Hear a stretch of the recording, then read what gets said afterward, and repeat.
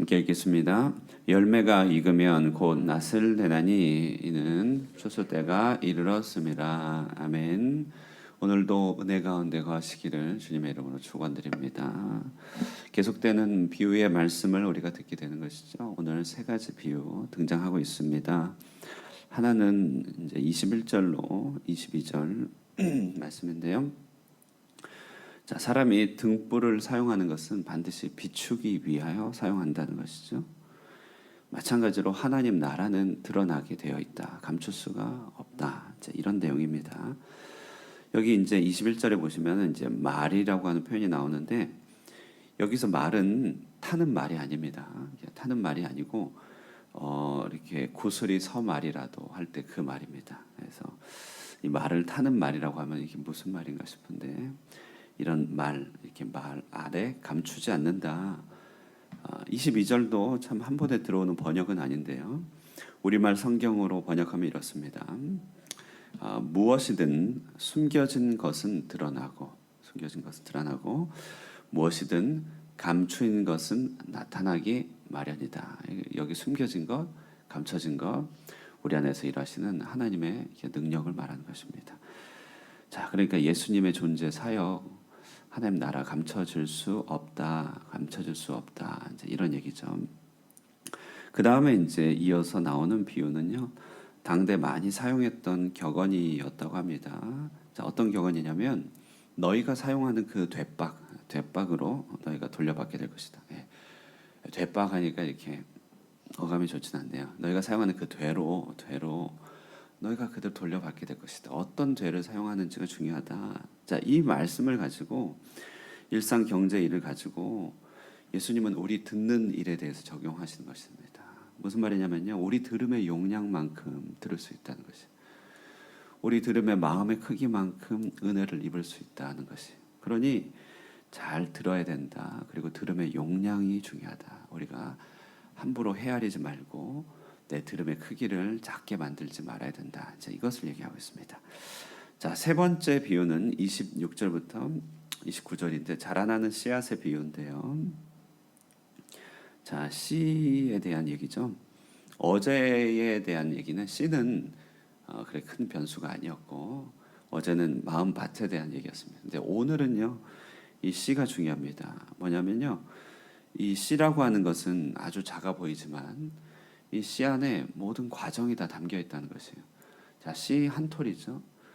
근데 그 한 톨 안에 이 씨의 정보가 다 들어 있어서 때가 되면 뿌리 내리고 싹이 트고 때가 되면 대가 올라가고 때가 되면 꽃이 피고 때가 되면 열매를 맺고 추수하게 된단 말입니다.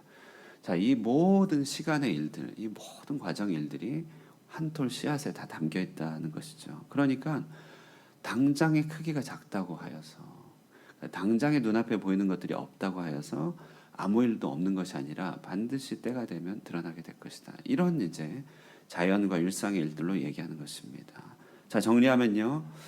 자, 하나님 나라 일, 존재와 사역 감춰질 수 없는 것이다. 드러나게 되어 있다. 그러므로 우리는 들음의 크기를 한정하지 말고 잘 듣고 마음의 용량을 키워야 된다.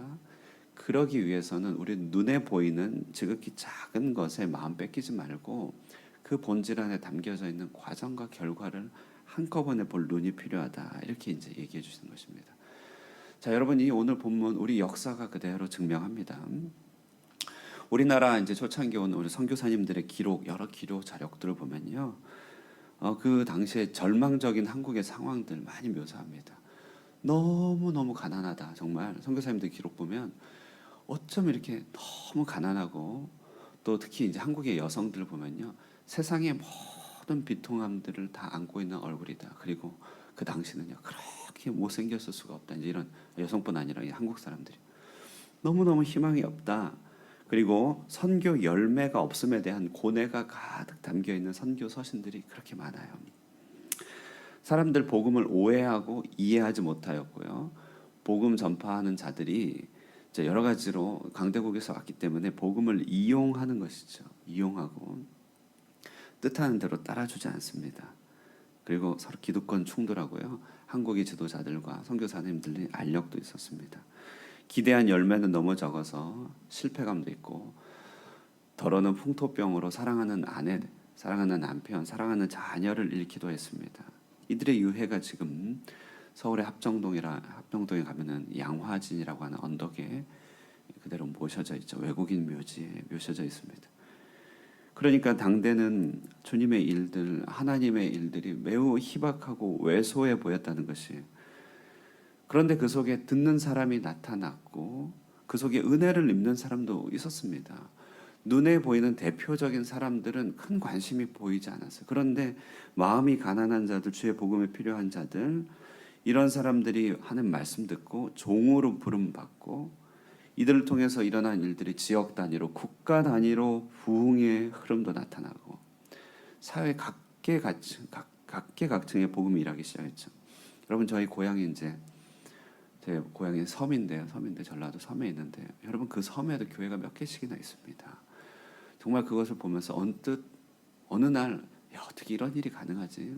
우리나라 방방곳곳 시골 곳곳에 주님의 몸된 교회가 없는 것이 없어요.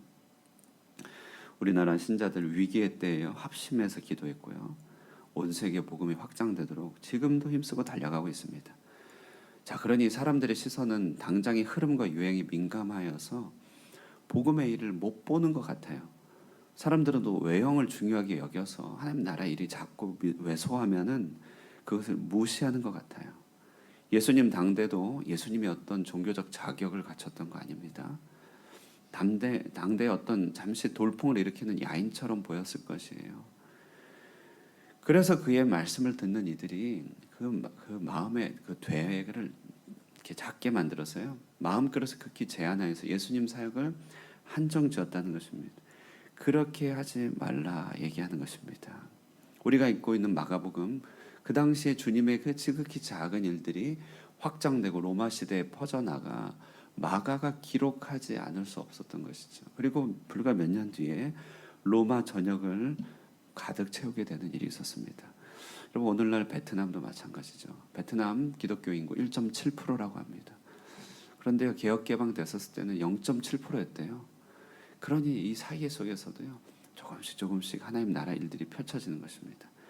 자, 여러분 우리 속에서 시작하신 일 감춰지지 않습니다. 자, 그래서 여러분 오늘 우리 안에 이 말씀을 통해서요 먼저 우리가 얻게 되는 은혜는 뭐냐면요 신자의 담대함 배우게 된다는 것이죠.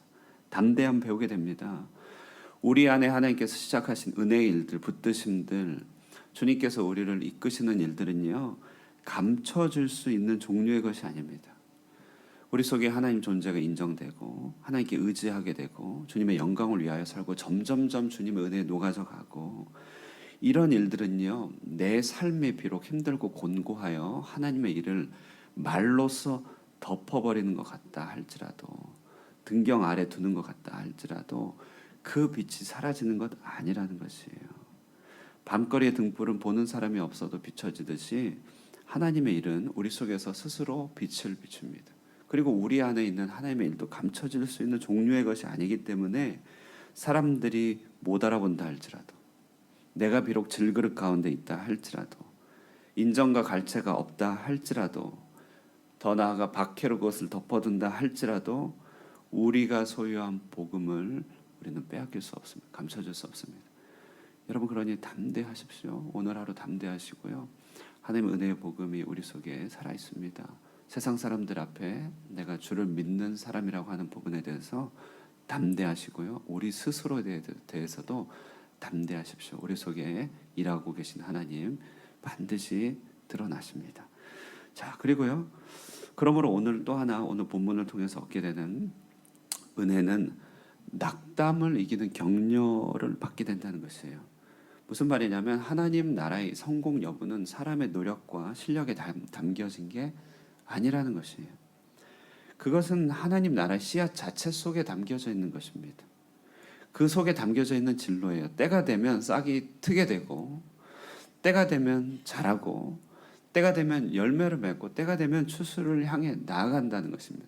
이 진로를 우리가 프로그래밍한 것이 아니라 하나님이 하나님 나라 복음 안에 처음부터 갖고 있었던 것이에요.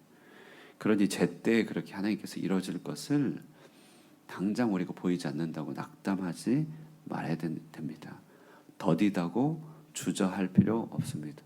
주님은 주님의 일을 하신다는 것이에요. 우리는 그 곁에서 따라가기만 하면 되는 것입니다. 자, 우리의 시절, 우리의 일상들, 우리는 힘들기도 하고 잘 되기도 합니다. 이런 것은 왔다 갔다 합니다.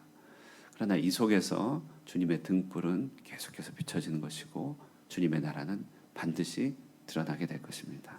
자, 그래서 우리 속에 착한 일을 시작하신 이가 그리스도 예수의 날까지 이루실 줄을 확신하노라. 오늘 이 바울의 말씀으로 하나님 나라 일에 마음을 우리가 활짝 열고 신실하게 그 복음에 하시는 일들 곁에 서서 섬겨가시는 여러분 되시기를 주님의 이름으로 축원드립니다. 기도하겠습니다.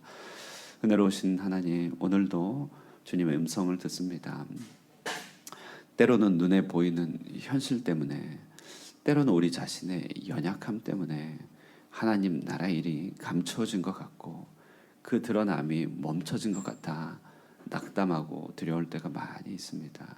그러나 주님께서 오늘 말씀하시고 등경 위에 감춰지지 않는 등불에 대하여 하나님 그 씨가 반드시 추수 때까지 자라가는 것들에 대해서 우리에게 말씀하심으로 하나님 나라의 진전, 하나님 나라의 나타남을 우리 속에 분명하게 보여주시나이다.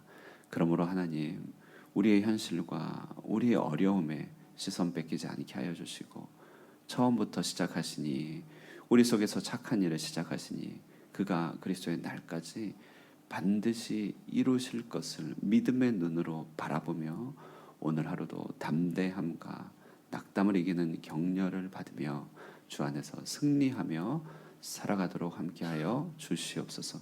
오늘 이 아침에 주님 의지하고 나옵니다. 마음의 기도 제목들, 우리 속에 주님 앞에 간절히 올려드리는 마음의 소원들 기억하여 주시고 응답하여 주시며 하나님의 선한 역사 허락하여 주시옵소서. 이 하루를 주님 앞에 의탁드리오며 살아계신 예수님의 이름으로 기도드리옵나이다. 아멘. 우리 함께 우리 안에서 행하실 주님의 일들을 기대하시면서 기도하시고 주의 권능의 역사를 구하며 기도하시고 돌아가도록 하겠습니다. 기도하겠습니다.